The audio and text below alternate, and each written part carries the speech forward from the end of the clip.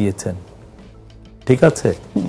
আপনি এই যে বাংলাদেশে যে মবের যে আপনি যদি আরো আগে যদি দেখেন 1950-র দাঙ্গা বা 1964-এর দাঙ্গা, বাংলাদেশের মব কিন্তু সব সময় ছিল।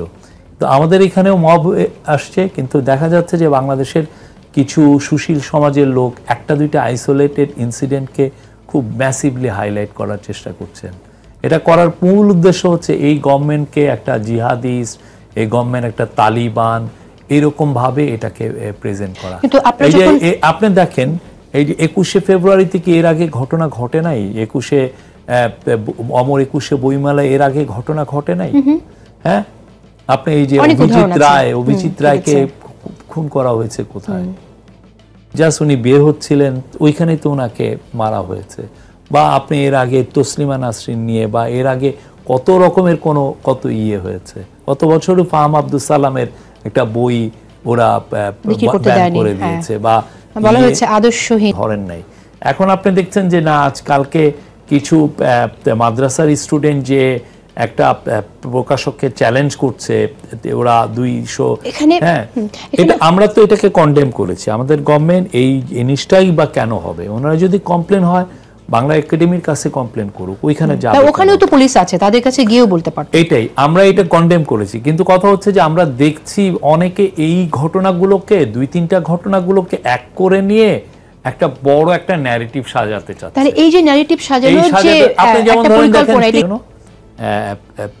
এফেক্টেড হয়েছে স্থানীয় মানুষজন, এটাকে কমপ্লেন করছেন। 2টার ক্ষেত্রে সুনির্দিষ্ট অভিযোগ হচ্ছে যে ওরা বলছেন যে ওইখানে টিকেট ইন্ট্রোডিউস করেছিল। বিশেষ করে জয়পুরহাটে দেখেন, ওইখানে কিন্তু আবার ম্যাচ হয়েছে, ওইটার ভিডিও আমরা পোস্ট করেছি। ওই একই জায়গায় ম্যাচ হয়েছে। ওই জায়গায় কি করেছিল, আগে প্রাইভেটলি ওইটা অর্গানাইজ করেছিল এবং ওরা টিন দিয়ে পুরো মাঠটা ঘিরে রেখেছিল। ওখানেও কিন্তু একটা বিষয় মোবিলাইজড হয়েছে, কিন্তু মোবিলাইজ হয়েছে। আমি বলি ন্যারেটিভটা সাজাচ্ছে কি, যে বাংলাদেশে মেয়েরা ফুটবল খেলায় নিরাপদ না, মেয়েদের ফুটবল পুরো অ্যাটাক। আপনি 3টা ম্যাচ দেখে আপনি কি মনে করেন যে একটা দুটা না, 2700 ম্যাচ, এটা আর এমন না যে এটা ইনডোরে আমি করেছি, জনসম্মুখের আড়ালে যে ইনডোরে ম্যাচ, আমরা জনসম্মুখে ম্যাচ করেছি এবং সারা বাংলাদেশে। 32 নম্বর বাড়ি ভাঙচুরের ঘটনাকে আপনি কিভাবে দেখেন? হ্যাঁ, 32 নম্বরের বাড়ি যে ভাঙা হলো, আমরা তো এই বিষয়ে 3-3টা স্টেটমেন্ট, এটা কি মব ছিল মনে করেন? আমি এই বিষয়ে 3-3টা স্টেটমেন্ট দিয়েছি। আমি আপনাকে রিকোয়েস্ট করব এই স্টেটমেন্টগুলো যদি একটু আমাদের দর্শকের জন্য সংক্ষেপে বলেন। না, আপনি আমার ওগুলো রিপোর্ট করেন, আমার একটা সাথে থাকলে আমি এটাকে পড়ে শোনাতাম। আমার কাছে এই বাংলাদেশে যাতে এই ধরনের কোনো ঘটনা, এটা কি মব বলছেন তাহলে আপনারা? আমরা এই বিষয়ে আমরা আমাদের স্টেটমেন্টটা দিয়েছি। আমি আপনাকে অনুরোধ করব 3-3টে, আমরা এই স্টেটমেন্টগুলো পাবলিক, আপনি প্লিজ পড়ে নেবেন। তাহলে আপনি যখন অনভিপ্রেত বলছেন, তাহলে কি আবার 32 নম্বরটা সরকার গড়ে দেবে ওখানে? আমি তো বলেছি এটা অনভিপ্রেত, অনাকাঙ্ক্ষিত, সেটা আমাদের যেটা অবস্থান, এটা পরবর্তীতে কি করবে সেটা তো গভর্নমেন্টের ডিসিশন। আমি 2টি প্রশ্নের উত্তর জানতে চেয়েছিলাম, যে 32 নম্বর বাড়ি ভাঙচুরের ঘটনাকে শফিকুল আলম মব বলবেন কিনা, বা সরকার মব বলছে কিনা, এবং আসলে এখন অনভিপ্রেত, কিন্তু সরকারের বর্তমান পজিশন বা ভবিষ্যৎ পরিকল্পনা কি হবে, দুটোর উত্তর কিছুই পেলাম না। আপনার মন্তব্যের দিকে আসি। না, 32 নম্বর ধানমন্ডি নিয়ে অনেক রকমের কল্পকাহিনী আছে, আবার অনেক রকমের উল্টো পাতার বাস্তবতাও আছে।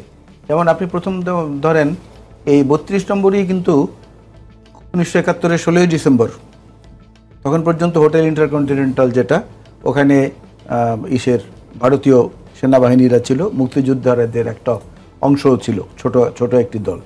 তখনই কিন্তু প্রথম 32 নম্বর ধানমন্ডির সামনে একজন বিহারিকে পিটিয়ে হত্যা করা হয়েছিল, তার নাম হচ্ছে জনাব ইব্রাহিম। কেন পেটানো হয়েছে?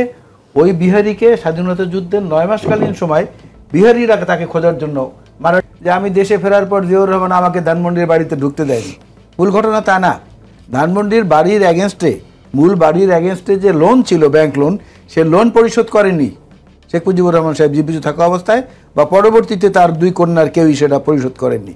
ওই কারণে বাড়িটা দেনার দায়ে বন্ধক ছিল। পরবর্তীতে সেইটা জিয়াউর রহমান সাহেব সরকারি তহবিল থেকেও কিছু সহযোগিতা করেছেন, ওনারা 2 বোনেও কিছু অর্থ দিয়েছেন, দেওয়ার পর বাড়িটা ছাড়িয়েছে। এইটাকেও একটা পলিটিক্যাল একটা রেটোরিক্সের মধ্যে নিয়ে গেছে কিন্তু শেখ হাসিনা। ঠাকুরমার ঝুলি থেকে যেভাবে গল্প বের হয়, 32 নম্বর থেকে অনেক গল্প, 32 নম্বরের আশেপাশের অনেক প্লট ক্ষমতার জোরে তারা দখল করে নিয়েছে, অনেক মানুষকে ওখান থেকে উৎখাত করা হয়েছে। তো 32 নিয়ে কিসের অত আবেগ? মানুষের মতো আবেগ সৃষ্টি করে ওইটা দিয়ে ওইটাকে অন্য কাজে ব্যবহার করা যেত বা কিছু করা যেত। সারা পৃথিবীতে অনেক জায়গায় তো এরকম আছে। আপনার কি মনে হয় যে সরকারি উদ্যোগ নিতে পারতো? যখন প্রথমেই ভাঙচুর করেছে সরকার উদ্যোগ নিয়ে কিছু করতে পারতো? পারতো, কেন পারবে না? সরকার পারতো। অনেক জায়গায় তো দেখা গেছে গোপালগঞ্জে একের পর এক ঘটনা তারা যেটা ঘটাচ্ছে সেনাবাহিনী না, কিন্তু এখানে সাধারণ মানুষ যারা গেছে, ওখানে ছাত্ররা যারা গেছে, তারা অনেকেই বলে যে গণঅভ্যুত্থানের চেতনা থেকেই তো গেছে, এবং আমরা দেখেছি বিশ্বে এরকমটা হয়েছে যে গণঅভ্যুত্থানের পরে বা বিপ্লবের পরে না, আপনি বলছেন যে সরকার কিছু করেনি, এটা আমি এটার উত্তর দিলাম যে সরকারের আচ্ছা, আমাদের আরও দু একটি বিষয় একটু কথা বলা দরকার। আমি জানতে চাই যে আপনারা নির্বাচন নিয়ে বলছেন, আপনি আজও বললেন যেমনটি যে রাজনৈতিক দলগুলোর সাথে বসে সিদ্ধান্ত হবে, কিন্তু আমরা দেখছি যে জামাতের আমির তিনি বললেন, ডক্টর শফিকুর রহমান সম্প্রতি বলেছেন বর্তমান পরিস্থিতিতে নির্বাচন দিলে সেটা হবে নির্বাচনের গণহত্যা, এটা কোনো নির্বাচন হবে না। জামাত ইসলামী সেটা চায় না। আপনার মন্তব্য শুনতে চাই, উনি কেন এটা বললেন? আসলে কি সরকার একেবারেই প্রস্তুত না নির্বাচন দেওয়ার জন্য?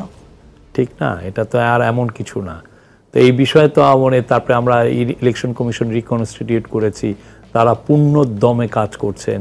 At the same time election reform commission তাদের রিপোর্টগুলো দিয়েছে, এবং এটা নিয়ে পলিটিক্যাল পার্টিগুলোর সাথে আমাদের কথা হবে, কনসেনসাস কমিশন, এবং তখন পলিটিক্যাল পার্টিগুলো বলবেন যে এই রিফর্মগুলো আমরা চাই এই ইলেকশনের আগে, সে খুব দ্রুত সেটা ইমপ্লিমেন্ট হয়ে যাবে।